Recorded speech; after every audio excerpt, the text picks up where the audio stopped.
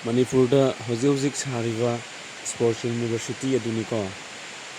Aishu mafam jida CRP official amage takminarapani. Jida mafam masesum mayamda video tawjarapani. Sangbadi adum sange ko. Do pakpagi sangdi yam kana pakpa oide.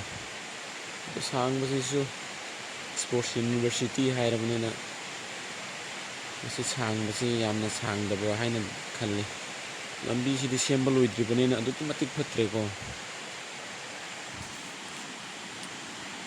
Yengbiyo. Masi building sing masi fazana di sare.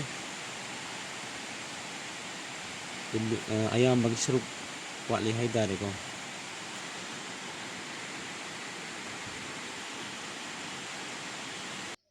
Building se masa khara de dum sabalo challe masi akoy gi university gi nakan gi labuk sing dun